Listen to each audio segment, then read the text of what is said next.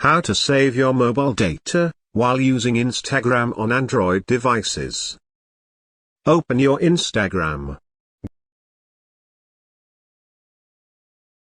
Go to your profile. If you haven't yet subscribed to our channel, click on the subscribe button for our latest videos. Go to the menu at the top right corner. Click on Settings. Click on the Accounts option.